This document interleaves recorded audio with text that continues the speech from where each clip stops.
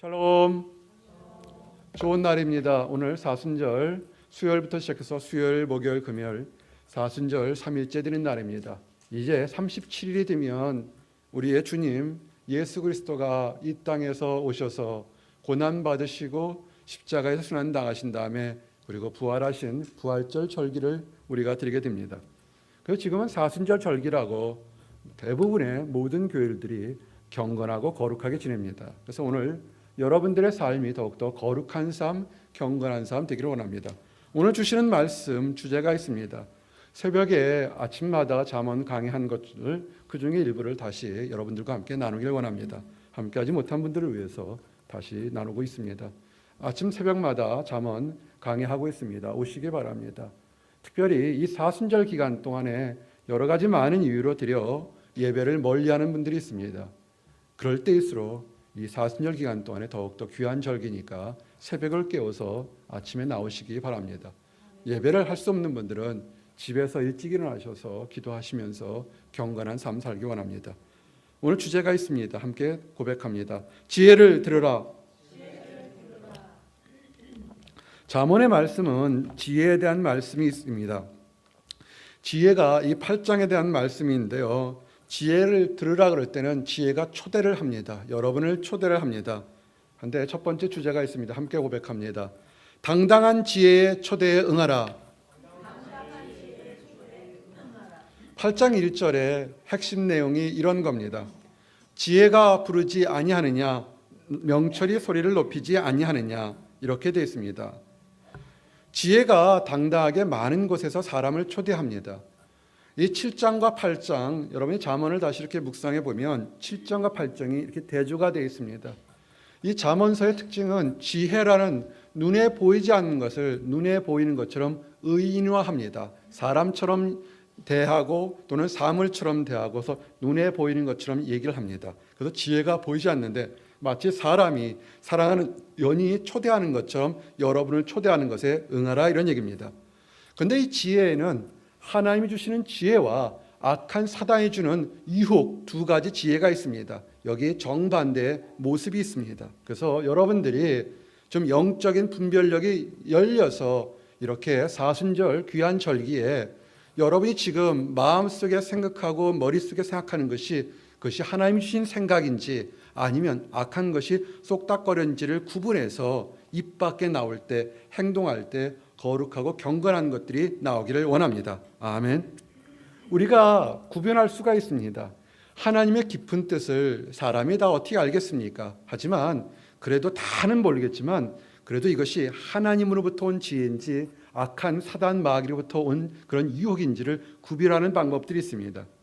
지혜는 당당하게 밝은 곳에서 많은 사람들을 초대합니다. 이 모습은 잠언 7장에서 음녀가 타락한 그 사람이 유혹하는 것과 다릅니다. 음녀의 유혹, 교회를 분영하고 성도를 타락시키는 사람들 또는 악한 세력들의 그들의 초대는 어떠한 것이냐면 은큼한 곳에서, 어두운 곳에서 어리석은 자를 쏙닥쏙닥 은밀하게 불러서 타락시킵니다. 그래서 대조가 됩니다. 작은 목자가 목회를 하면서 늘 하는 게 있습니다.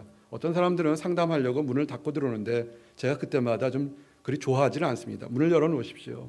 문을 닫고 얘기할 만큼 그렇게 중요한 거 없습니다.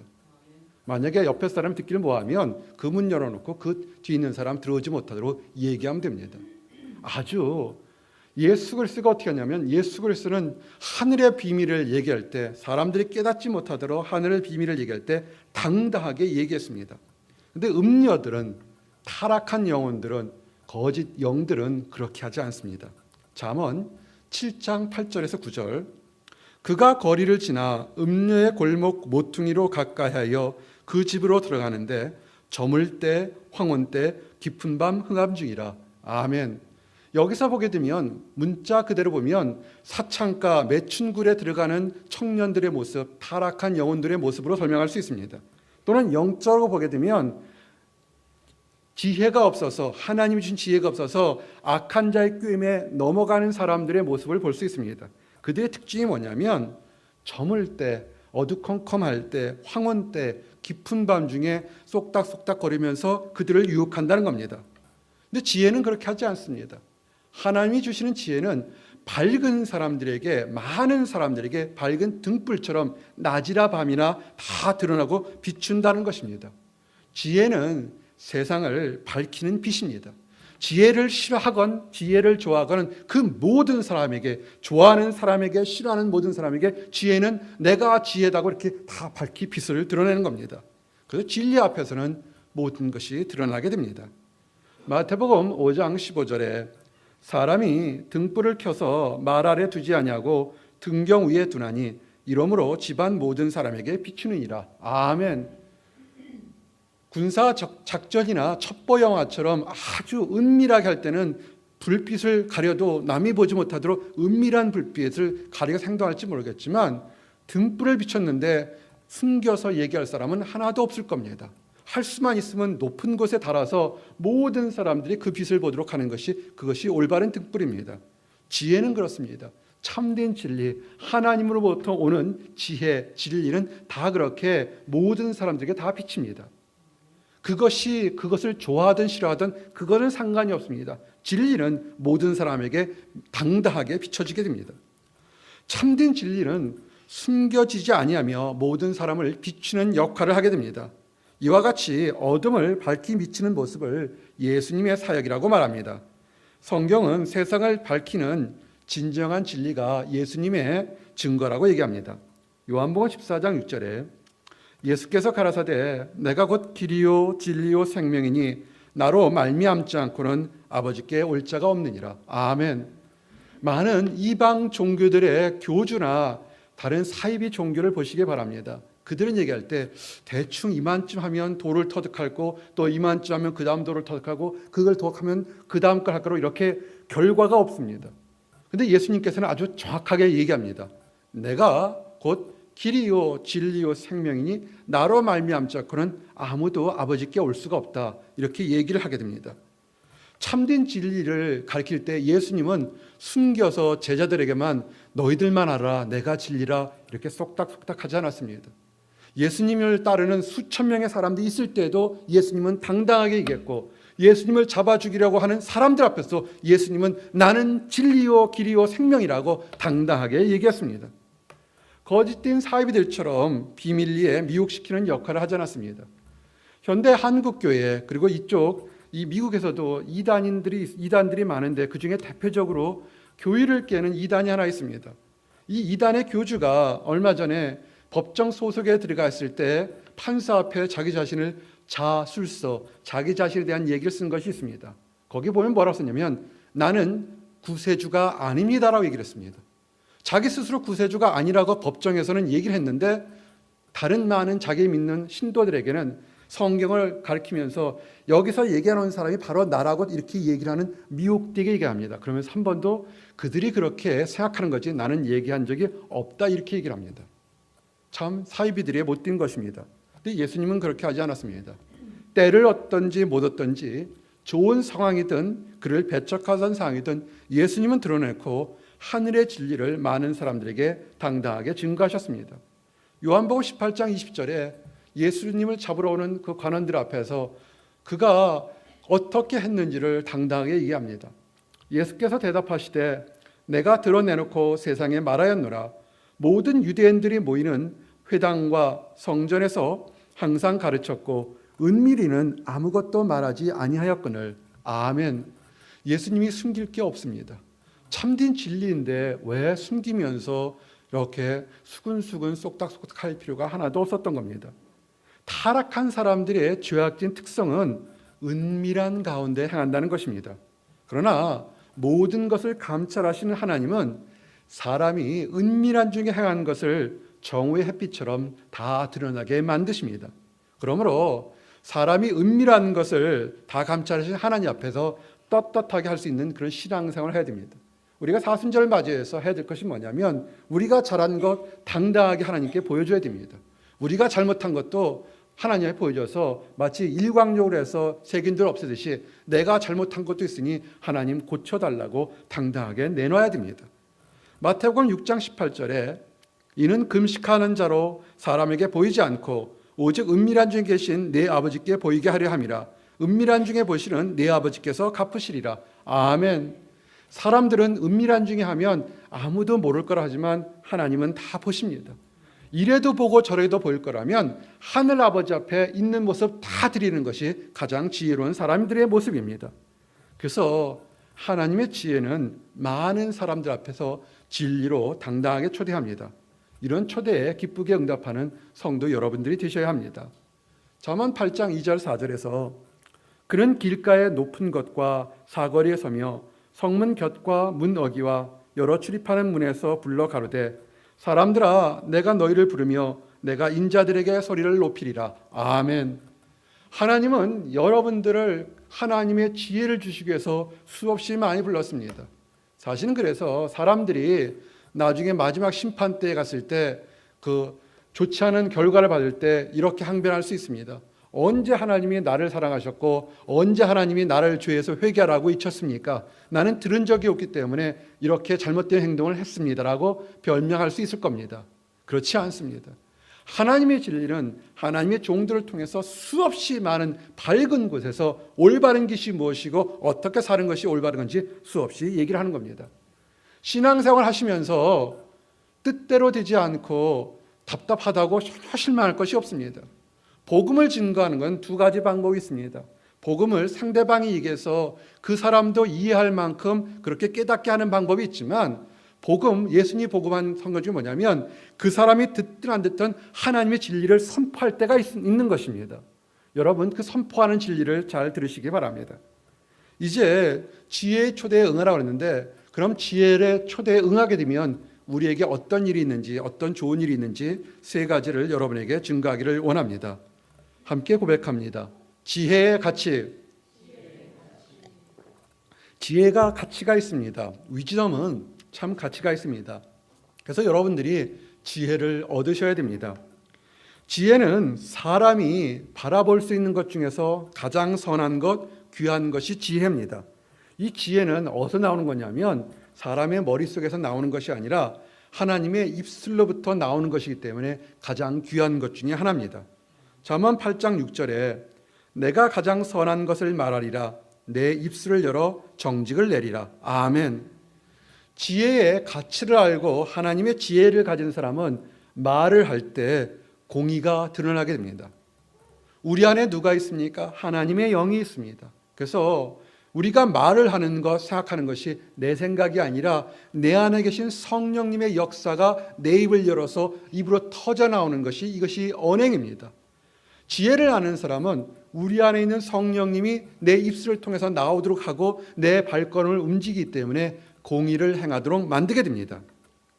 하나님의 지혜가 있는 사람은 그래서 공의롭게 행동하는 것뿐 아니라 헛된 유혹에서 온전함을 받게 됩니다. 그래서 쓸데없는 곳에 또한 넘어지지 않습니다. 이것이 지혜의 가치 중에 하나입니다. 시편 37편 30절에서 31절에 의인의 혀는 지혜를 말하고 그 혀는 공의를 이루며 그 마음에는 하나님의 법이 있으니 그 걸음에는 실족함이 없으리로다. 아멘. 좀 더 쉽게 설명하면 이런 겁니다. 하나님을 믿는 의인에게는 지혜가 있다는 겁니다. 하나님이 주신 지혜가 있다는 겁니다. 그 지혜가 있어서 그 입에서 나올 때 개인적인 쓸데없는 얘기가 아니라 공의를 이룰 수 있는 온당한 얘기가 말이 나온다는 겁니다. 그리고 그 마음에는 하나님의 지혜가 있으니까 하나님의 법을 이룰 수 있는 온당한 생각을 갖고 있다는 겁니다. 온전하게 말하고 온당하게 생각하는 사람은 그 발걸음이 유혹의 길에 미혹들인 길에 넘어지지 않고 엎드러지지 않는다는 겁니다. 반대로 지혜가 없는 사람은 악을 말하는 어리석은 사람들과 비슷합니다. 그 어리석은 사람은 행동 결과가 말에서부터 시작해서 나중에는 악한 결과를 드러나게 됩니다.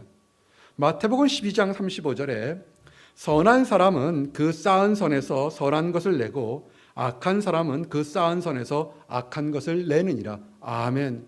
사람을요, 저 사람이 좋은 사람인지 나쁜 사람인지 아주 보는 거 간단합니다. 이것은 작은 말 한마디부터 그 사람을 판단할 수 있습니다. 생각은 깊은 사고를 낳습니다. 깊은 사고는 행동을 낳고 행동은 습관을 낳고 습관은 운명을 바꾸게 됩니다. 여러분 안에 있는 지금 마음속에 생각하는 아주 간단한 하나님 안에서 생각이, 그 생각이 여러분의 운명을 바꿀 수 있다는 겁니다. 하나님 안에서 선하십니까? 아멘. 우리는 선한 사람들입니다. 과거에 우리가 부족하고 또한 흠이 많았지만 그리스도의 보혈로 깨끗하게 씻어진 사람들입니다. 씻어졌다면 그 안에 말씀 속에서 선한 것이 쌓여져 있어야 됩니다. 어제보다 오늘이, 오늘보다 내일이 조금이라도 쌓여져 있어야 됩니다. 그 쌓여져 있는 사람은 어떻게 드러나냐면 자기 말과 행동이 자기도 모르게 선한 것이 드러납니다. 우리는 얘기합니다. 구원 받으셨습니까? 천국 가실 수 있습니까? 하나님을 믿으십니까? 그러면 대부분 예 또는 아멘이라 합니다. 그분의 신앙의 믿음이고 고백이기 때문에 우리가 함부로 평가할 수도 없고 판단할 수도 없습니다. 그러나 우리가 알 수 있는 건 뭐냐면 그 사람 안의 마음속에 하나님의 사랑이, 구원의 확신이 또는 성령의 임재하심이 올바로 있다면 드러나는 것은 옛 모습이 아니라 선한 것의 향기가 드러날 수밖에 없는 것입니다. 악한 사람은 그 안에 악이 쌓여있기 때문에 겉으로 악이 드러납니다. 이거 쉽게 설명하겠습니다. 목요일날이 발렌타인스데이인가요? 저 기뻤습니다. 딸이 보스턴에서 이쁜 장미꽃을 배달해서 왔는데요. 저희 얼마나 놀란지 모르겠어요. 장미꽃 주면 썩을까 봐 화분을 보내줬는데요. 제가 꽃을 너무 줬는데 그 화분을 사려고 마트에 가서 만지작거리다 그 몇 푼이 아까워서 안 샀는데 똑같은 화분을 배달을 해준 거예요. 얼마나 좋은지 모르겠습니다. 장미가 필 때 향기가 드러날까 하고 지금 열심히 기다리고 있습니다. 선물들 많이 받으셨습니까? 못 받으셨으면 전화번호 알려주시면 제가 카카오톡에 장미꽃이라도 다 보내드리겠습니다. 아니 진심입니다. 얘기하세요. 제가 보내드릴게요. 오해하지 마시고요. 그런데 선물 주는데 아주 이쁜 포장지에 한 썩어서 냄새나는 고등어를 갖다 썩으면 포장지가 아무리 이쁘더라도 거기서 썩은 냄새가 날 수밖에 없을 겁니다. 우리가 성도가 돼서 겉으로는 멋있고 멋진 옷을 입는다 할지라도 그 안에 썩은 것이 있으면 입을 열거나 틈새에 썩은 것이 나올 수밖에 없는 것입니다. 우리 지혜 그러는 것이, 이거 지혜는 세상의 지식이 아니라는 것을 수없이 얘기했습니다. 하나님 안에서 구원받았다는 그 기쁨 하나만 있어도요, 이 밖에서 말로 눈빛으로 행동하는 것은 아름다운 향기가 드러날 수밖에 없게 됩니다.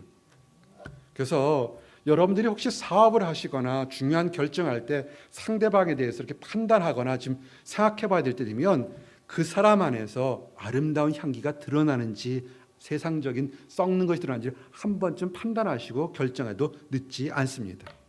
마태복음 12장 35절 화면 보이시면 한번 같이, 앞에 거예요. 한번 같이 읽겠습니다. 시작. 선한 사람은 그 수양산에서 선한 것을 메고 악한 사람은 그 수양산에서 악한 것을 메느니라. 아멘. 이제 누가 선하고 누가 악한지 우리가 조금은 판단할 수 있는 근거가 생겼습니다. 그러므로 지혜를 아는 사람, 지혜를 가진 사람은 하나님의 지식을 알기에 더 열심히 하게 됩니다. 요만큼 쌓였는데도 나오는 게 장미꽃처럼 백합향처럼 아름다운 향기가 나는데 이만큼 쌓이면 얼마나 좋은 향기가 나겠습니까? 목회자가 설교하게 되면요, 이 향기가 다 율로 나와서 거의 이렇게 취해서 행복한 상태로 취해야 합니다. 꽃꽂이 하는 것도 좋습니다.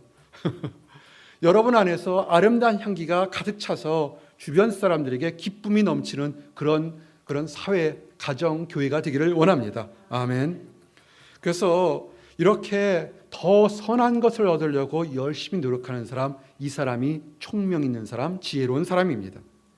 잠언 8장 9절에서 10절에 보니까 내 입의 말은 다 의로운즉 그 가운데 굽은 것과 패역한 것이 없나니 이는 다 총명 있는 자의 밝히 아는 바요 지식 얻은 자의 정직히 여기는 바니라. 아멘. 하나님 말씀으로 읽고 묵상하시기 바랍니다. 이제 지혜를 얻게 되면 선한 것이 드러난다고 그랬습니다. 그래서 지혜를 얻으라고 했습니다. 두 번째 함께 고백합니다. 지혜를 활용하라. 지혜를 얻으라고 제가 얘기했습니다. 근데 지혜를 얻기 위해서는 여러분의 세상을 보는 가치관이 달라져야 됩니다. 세상의 사람들은 귀하게 여기는 것이 뭡니까? 은이나 금이나 돈이나 어떤 보이는 물질들을 얻으려고 생각합니다. 귀한 겁니다. 소중한 것입니다. 그런데 성경은 그것이 귀하지만 그거보다 계산할 수 없을 정도로 더 크고 귀한 더 하나님의 지혜를 얻으라고 얘기를 합니다. 잠언 8장 10절에서 11절 너희가 은을 받지 말고 나의 훈계를 받으며 정금보다 지식을 얻으라. 대저 지혜는 진주보다 나음으로 무릇 원하는 것을 이에 비교할 수 없음이니라. 아멘. 하나님이 돈이 귀한 것을 몰랐을까요? 아닐 겁니다. 하나님도 돈이 유효한 것을 알고 물질도 금도 은도 귀한 것을 알았을 겁니다. 압니다. 하나님은 아십니다. 그런데 사랑하는 성도에게 금이나 은의 귀한 것보다 하나님 뜻은 더 귀한 것, 더 값진 것을 주시기를 원한 겁니다. 진리의 말씀이 뭡니까? 너희가 성도들아 은을 받지 말고 하나님의 훈계를 받으라. 금보다 순금보다 지식을 하나님의 지식을 얻으라. 그것이 왜냐하면 지식은 진주보다 더 귀하니까 너희가 이 세상에 어떤 것보다 귀한 것을 가질 수 있다 이런 얘기를 하는 겁니다. 하나님을 올바로 알고 섬기기 위해서는 세상에 대한 재물에 대한 가치관이 좀 변하셔야 합니다. 재물의 가치가 하나님보다 앞서 있을 때는 결코 하나님의 지혜가 귀한지를 알 수 없습니다. 재물의 가치가 하나님보다 앞서는 것은 그것은 어리석은 일이라고 성경은 얘기합니다. 왜냐하면 한 사람이 두 주인을 섬길 수가 없습니다. 한 사람은 주인을 섬기려면 한 주인을 섬겨야지 두 주인을 섬기면 그 주인들이 그 사람을 싫어할 겁니다. 마태복음 6장 24절에 한 사람이 두 주인을 섬기지 못할 것이니 혹 이를 미워하며 저를 사랑하거나 혹 이를 중히 여기며 저를 경히 여김이라. 너희가 하나님과 재물을 겸하여 섬기지 못하느니라. 아멘. 하나님을 섬기든지 재물을 섬기든지 둘 중에 하나를 해야 된다는 겁니다. 그런데 재물보다 크신 분이 하나님입니다. 하나님이 재물을 만들었습니다. 그래서 지혜를 가진 사람은 재물보다 큰 하나님을 바라보는 것이 현명한 것입니다. 지혜를 가진 사람은 그래서 행동이 근신하며 더욱 많은 하나님의 지식을 찾도록 노력해야 됩니다. 하나님의 은혜를 사모하는 것이 그냥 사모만 하면 되는 줄 아십니까? 그렇지 않습니다. 하나님의 은혜를 사모하게 되면요, 하나님이 놀라운 눈에 보이는 것과 눈에 보이지 않는 축복들을 그냥 부어주십니다. 이것은 달란트 비유에서 알 수 있습니다. 하나님은 모든 사람들에게 달란트를 다 주십니다. 그런데 그 달란트를 어떻게 활용하면서 그것을 통해서 하나님께 어떻게 영광 돌리느냐에 따라서 하나님의 평가 방법은 다릅니다. 세상 사람들은 100이라는 것을 가지고 150점 남긴 사람을 굉장히 많이 남겼다 합니다. 어떤 사람은 10이라는 능력이 있어서 30을 남기고 하고, 세상 사람들 100이라는 능력을 가지고 150을 남기면 세상의 가치는 30보다는 150을 가진 사람이 더 많이 남겼다 이렇게 생각할 수 있습니다. 근데 하나님의 가치는 그렇게 보지 않습니다. 10을 줬는데 30을 남긴 3배를 남긴 것과 100을 가지고 150을 남긴 1.5배를 가진 건 그건 차이가 있다고 얘기를 하는 겁니다. 여러분의 재능과 능력은 사람마다 다 다양할 수 있습니다. 많이 가진 사람도 있고 적게 가진 사람도 있고 세상적인 지식이 뛰어날 수도 있고 건강이 뛰어날 수도 있고 다 다양합니다. 그것을 다른 사람과 비교해서 내가 너보다 낫다고 그걸 자랑하라고 그러는 것이 아니라 그 가진 것을 몇 배나 더 남겨서 하나님께 영광 돌리는 그것을 보시기를 원하는 겁니다. 어떠면 가진 것이 없는 사람은 조금만 해도 2배, 3배 나오니까 굉장히 많이 남기는 겁니다. 그럴 때 그렇게 많이 남기는 사람에게는 하나님이 적게 남겼던 사람 것까지 뺏어서 많이 남긴 사람한테 준다고 얘기를 했습니다. 마태복음 25장 28절에서 29절 그에게서 그 한 달란트를 뺏어서 10달란트를 가진 자에게 주어라. 무릇 있는 자는 풍족하게 되고 없는 자는 그 있는 것까지 빼앗기리라. 아멘. 어떻게 보면 조금 이해하기 어려운 말씀이지만 예수님이 직접 하신 말씀입니다. 우리가 없어서 없는 것까지 빼앗는 게 하나님이 잔인할지 모르겠지만 하나님은 그렇지 않습니다. 여러분이 가진 것에서 조금이라도 남기는 사람에게 하나님이 더 많이 부어주시겠다는 겁니다. 그래서 이렇게 남기는 사람에게 더 많이 주시기를 원하는 것이 뭐냐면 그 남기는 것으로 자기 자신 잘 먹고 잘 살고 그렇게 누리게 하는 것이 아니라 그 남는 능력과 사랑으로 이 세상을 다스릴 때 공의가 정의가 하수처럼 흘러가도록 사람들을 다스리라고 만드는 것입니다. 잠언 8장 14절에서 16절 내게는 도략과 참 지식이 있으며 나는 명철이라 내게 능력이 있으므로 날이 말미암아 왕들이 취하며 방백들이 공의를 세우며 나로 말미암아 재상과 존귀한 자 곧 세상의 모든 재판관들이 다스리느니라. 아멘. 이거 우리 판사나 검사, 변호사 되기를 원하시는 분들에게 좀 한번 암송시켰으면 좋겠습니다. 그분들 되게 머리가 좋으신 분들이에요. 열심히 공부하는데 성경은 뭐라고 하냐면 그것도 좋지만 하나님의 지혜를 알게 되면 그 지혜를 통해서 세상을 다스릴 수 있는 재판관들 위에 재판관을 다스릴 수 있는 능력을 주신다, 이렇게 얘기를 하는 겁니다. 여러분 세상 살아가는 거 아주 간단합니다. 하나님의 지혜를 구하시기 바랍니다. 아멘. 이제 마지막입니다. 지혜를 구하고 찾는 사람에게 주시는 축복이 있습니다. 함께 고백합니다. 지혜를 가진 자의 축복. 지혜를 가진 사람들이 축복이 있습니다. 지혜를 갖기 위해서는 간절히 사모하라고 얘기했습니다. 이제 중요한 것을 알고 사랑해야 되는데 잠언 8장 17절에 나를 사랑하는 자가 나의 사랑을 입으며 나를 간절히 찾는 자가 나를 만날 것이라. 아멘. 어떤 사람은 얘기를 합니다. 저는 배운 것이 짧아서요, 또는 경험이 없어서 잘 모릅니다. 그런 얘기 하지 마세요. 그것은 세상적인 환경에서 일하는 곳이나 공부하는 곳에서는 그것이 맞을지 모릅니다. 그러나 세상을 다스리는 하나님의 지혜는 아주 간단합니다. 사모하십시오.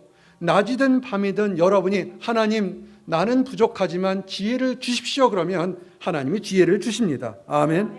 사랑을 입기를 원하는 사람, 그 사람에게 지혜를 준다는 겁니다. 사랑을 받지 못하는 것은 한 가지입니다. 나는 배부르다, 나는 충분하다 하고서 하나님의 사랑을 받지 않겠다고 해서 사랑받지 못하는 것이, 사랑을 입기를 원하는 모든 사람에게 하나님은 사랑 주시겠다고 약속하셨습니다. 그리고 하나님의 지혜를 얻고자 하는 사람에게는 하나님은 특별한 축복을 주셨습니다. 그것은 지혜를 얻기를 사모하는 자에게 보이는 축복과 보이지 않는 축복 두 개를 다 주셨습니다. 우리가 착각하면 안 됩니다. 가끔 철학이나 마음 수련 이런 식의 이상한 이단 종파 사이비들이 있는데 마음만 편하게 하려고 그러는데 그렇지 않습니다. 하나님을 사모하는 사람은 두 가지를 줍니다. 보이는 세상의 축복과 보이지 않는 영적인 축복 두 가지를 다 줍니다. 잠언 8장 18절에서 19절 부귀가 내게 있고 장구한 재물과 의도 그러하니라. 내 열매는 금이나 정금보다 나으며 내 소득은 천원보다 나으니라. 아멘. 부귀가 내게 있다고 그랬습니다. 우리가 부하게 하려고 물질을 벌려고 아침 새벽부터 밤늦게까지 일을 합니다.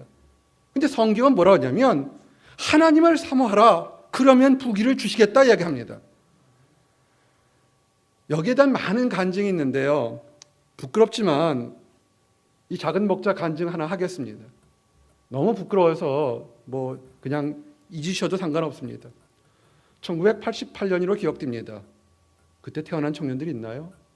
결혼을 해서 한국에서 살고 있는데 제가 기억하는 바에 의하면 대한민국에서 아파트 값이 가장 눈만 뜨면 뛰어날 때가 1989년부터 90년 사이가 가장 아파트 값이 폭등했습니다.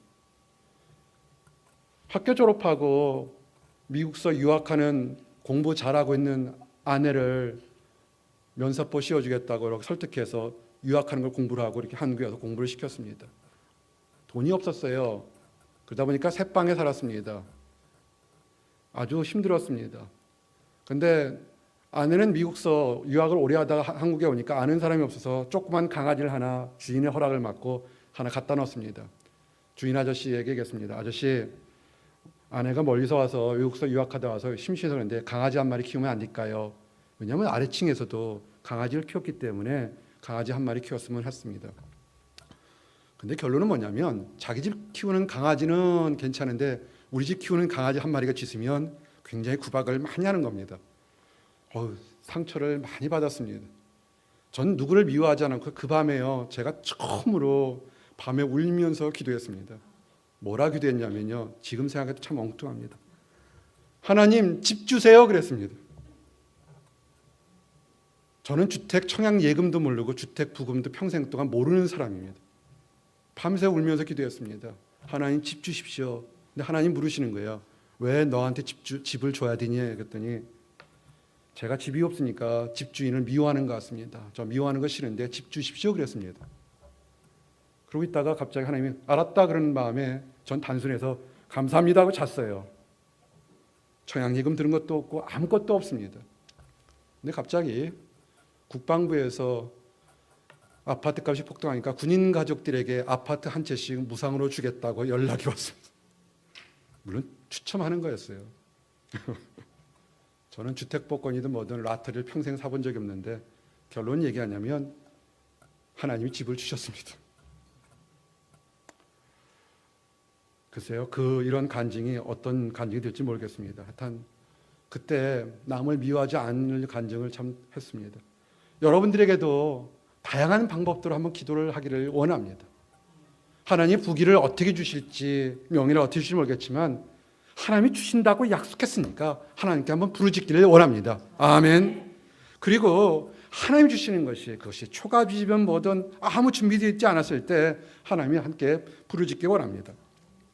세상 보이는 것보다 사실은 보이지 않는 하늘의 복을 더 바라는 것이 사실은 더 나을 거라 봅니다.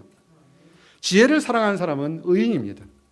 이런 의인에게 하나님이 축복 주시겠다고 이야기했습니다. 시편 112편 1절에 3절 보니까 할렐루야, 여호와를 경외하며 그 계명을 크게 즐거워하는 자는 복이 있도다.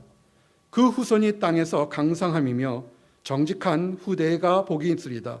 부유와 재물이 그 집에 있음이며 그 의가 영원히 있으리로다. 아멘. 저는 이 말씀을 다시 보고 다시 봅니다. 어떤 하나님께서 영적으로 감정적으로만 축복을 주시는 게 아니라 분명히 말씀에는 하나님의 계명을, 하나님을 크게 사랑하는 자에게는 그 후손에게도 땅에서 강사하며 축복을 주시겠다고 이야기한 겁니다. 자녀들을 위해서 물질 남기려고 하지 마시고요, 자녀들을 위해서 믿음 안에서 올바르게 키우려고 노력하시기 바랍니다. 아멘. 그럴 때 하나님이 알아서 축복 주실 겁니다. 여러분이 자녀를 사랑해서 많은 것을 남겨주면 좋을 거라 봅니다. 그렇지만 여러분이 줄 수 있는 것이 한계가 있을 겁니다.